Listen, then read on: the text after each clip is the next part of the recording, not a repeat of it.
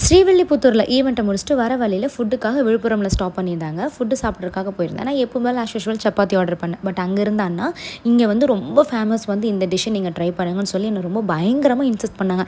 அப்படி என்னடா டிஷ்ஷு அப்படின்னு சொல்லி கேட்டால் ரயில்வே இட்லி. நாங்கள் அடடா பேரே வந்து கொஞ்சம் டிஃப்ரெண்ட்டாக இருக்கே அப்படின்னு சொல்லிட்டு சரி எடுத்துகிட்டு வாங்க அப்படின்னு நானும் சொல்லிட்டேன். எடுத்துகிட்டு வந்த டிஷ்ஷை பார்த்தா லிட்ரலி எனக்கு வந்து தயிர் வடை மாதிரி இருந்துச்சுங்க. ஆமாங்க, 2 இட்லி, அதுக்கு மேலே சட்னி, அதுக்கு மேலே பூந்தி, என்னங்கடா டே அப்படிங்கிற மாதிரி இருந்துச்சு. அப்புறம் நானும் வந்து டேஸ்ட் பண்ணி பார்த்தேன். அதுக்கு முன்னாடி ஏன் நீங்கள் வந்து ரயில்வே இட்லின்னு நேம் வச்சுருக்கேன்னு கேட்டேன். அதுக்கு அவர் சொன்னார் பாருங்கள் ஒரு ரீசன்.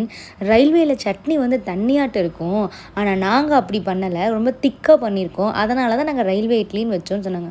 நான் ஒரு நிமிஷம் ஷாக் ஆகிட்டேன். இது வந்து தண்ணியாட்டு இல்லையா அப்படின்னு சொல்லி மனசில் நினச்சிட்டு ட்ரை பண்ணி பார்த்தா லிட்ரலி வந்து தேங்காய் சட்னி மாதிரி இருக்குங்க. அதில் முக்கியமாக ஸ்பைசினஸ் ஓவராக இருந்துச்சு.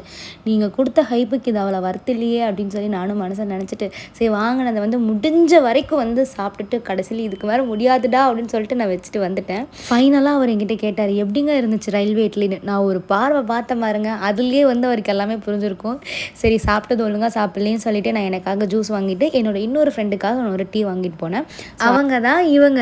எஸ், ஃபைனலி அந்த இட்லி பற்றின கதையெல்லாம் சொல்லிட்டு நலமெல்லாம் விசாரிச்சுட்டு கடைசியில் பாய் சொல்லிட்டு நான் பஸ்ஸுக்கு போயிட்டேன். அடுத்து வந்து ஒரு பில்லை பார்த்தா நான் சாப்பிட்ட இட்லி விட நான் குடித்த அந்த ஒரு டம்ளர் ஜூஸோட ரேட்டை பார்த்துட்டு எனக்கு ஷாக் ஆயிடுச்சு.